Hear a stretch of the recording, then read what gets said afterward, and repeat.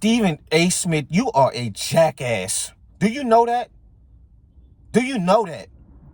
You are a buffoon. And I'm saying this because, guys, this guy has been out of control. He's got this big contract, and he's literally been out of control and untouchable. Zion Williamson, my New Orleans Pelicans, Zion Williamson, he comes out, has his interview with Malik Andrews, talks about how good his back for him to be healthy on the court. I think this is his longest stretch of games that he's been out there, 35 games ever in his career. So that's a good step. That's a good step in the right direction, and he's very happy to be in New Orleans, and he wants to continue to work this thing out and build this thing the right way and get us back to winning in the playoffs again. And, he talked about Drew Brees and how much he meant to the city of New Orleans, because at the end of the day, that's all we care about is winning, man. That's it. And he wants to be able to implement that type of, close to that, and being able to bring some winning seasons to the Pelicans and stuff. So he talked about that and how much he's appreciative of being in New Orleans. So, First Take, that crappy show that Stephen A. has, comes out the next day. They have a segment on a response to Zion Williamson stuff. Kendra Perkins gets up there. Another guy got up there. I can't think of the guy's name. They talked about it. They all talked about how good it was for him to be out there again.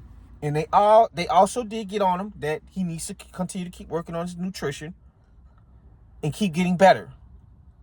And talked about, him. It's been frustrating for us to see him not be out there. They talked about that.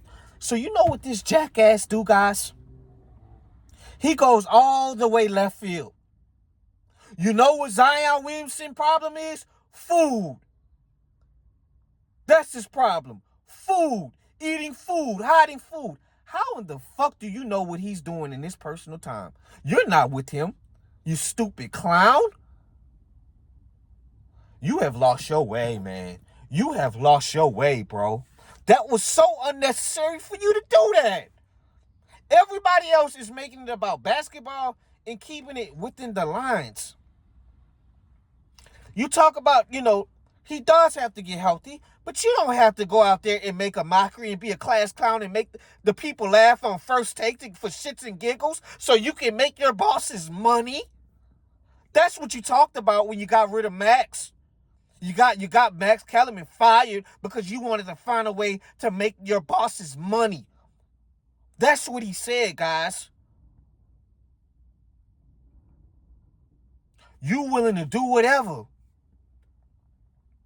You violate Zion. You got up there and violated Deshaun Watson with his cases he was going through. But when Justin Tucker had the same shit going on, the same similar stuff, you didn't make not one segment on that. You a cold piece of work, bro. So you know what? You know what our social media team did, guys, for the New Orleans Pelicans? Our social media team? You know what they did? Oh, you want to make a mockery out of Zion and for shits and giggles? We're going to make a mockery out of you. So they pulled up a compilation tape of him looking uncoordinated, terrible, on a basketball court, in a boxing gym, getting his boxing training on, couldn't even throw a jab and a hook properly. Him falling all over the place on the basketball court. Him playing solitaire during the NBA Finals. And under that same post, our social media team said, stick to solitary, Stephen A. Smith. That's where the fuck you need to be at anyway.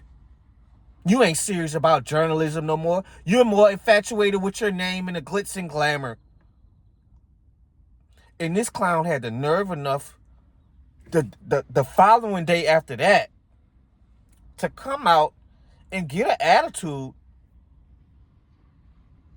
like the Pelicans media team started with him first.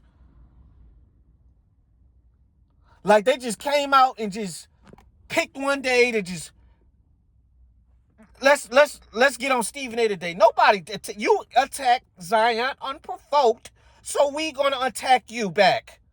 Nobody's coming at you unprovoked, you fool. You started with us.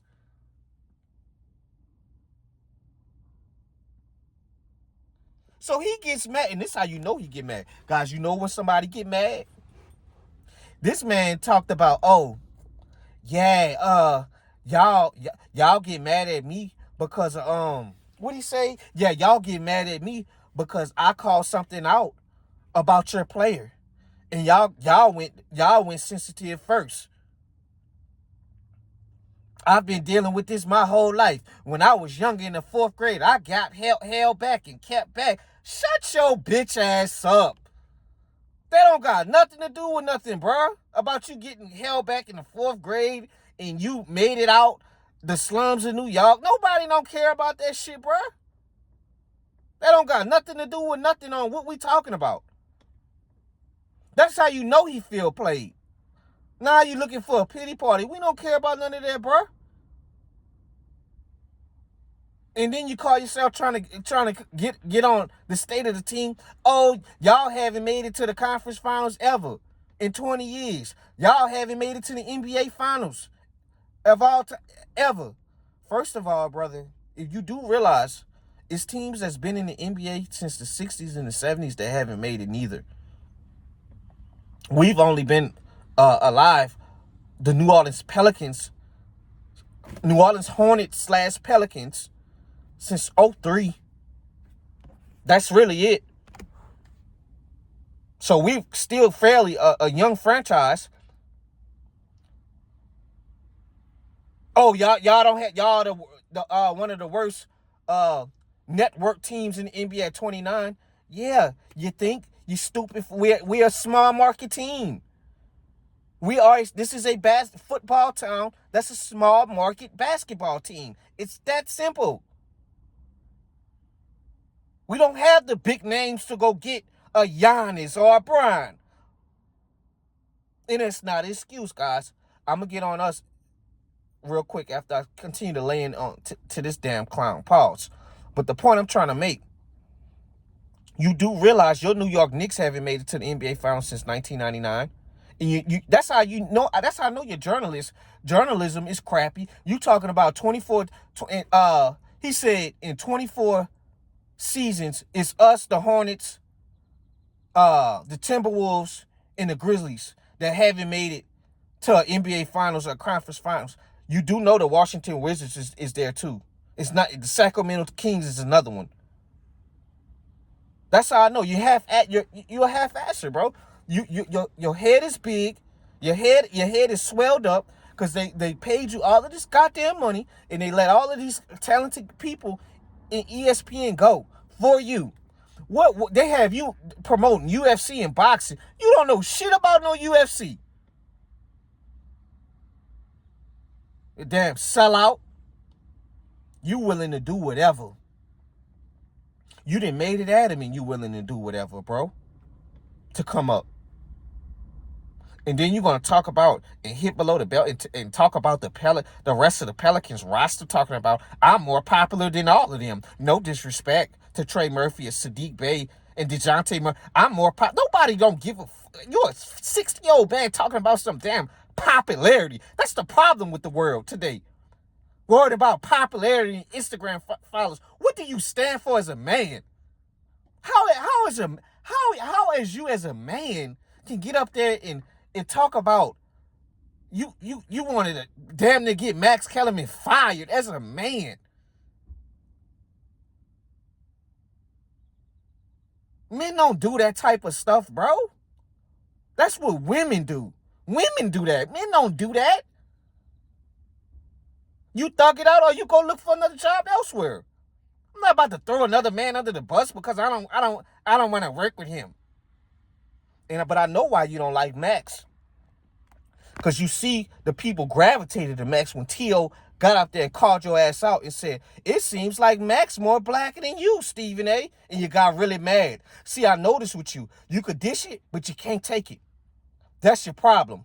Y'all know y'all ever had the guys in the classroom that talk about everybody be ribbing everybody, talking about, joking on everybody in the classroom. Soon as somebody get on his ass and the whole classroom start laughing and he want to fight now.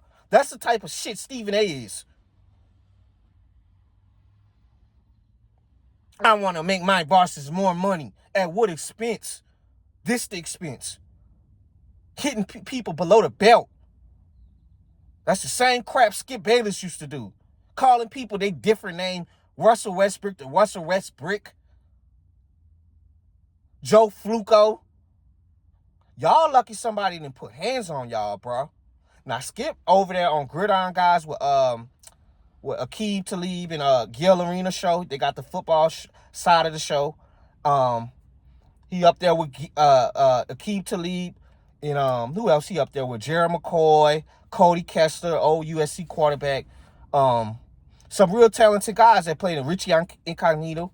And Skip Bayless, now Skip Bayless to me, he's really calmed down. He's not as obnoxious now. But Steven A, man, you are out of control, man. I am very disappointed in you. You have turned into a piss poor journalist. It's all this hot take garbage you have. That's why nobody's watching that shit. All these fat guys are coming to YouTube, guys like myself and other these talented guys that actually enjoy talking sports, man. I don't care about the money. I don't care if my shit grow to 1,000 subscribers. I love coming here and talking football, basketball, and I love my boxing as well.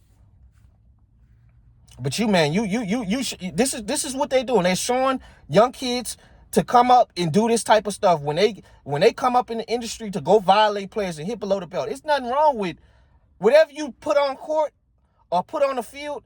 That's your tape. You're going to be accessible to criticism. You're going to be accessible to whatever you put on. That's what you put on tape, brother. People going to. That's why the athletes begin sensitive. I understand that, but at the end of the day, whatever you put on the field and you put on the court, you're going to be criticized or you're going to be praised, bro.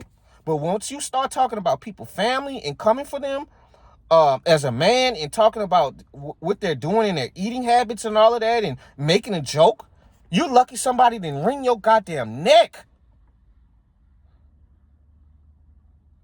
That's why, LeBron got on your ass last season.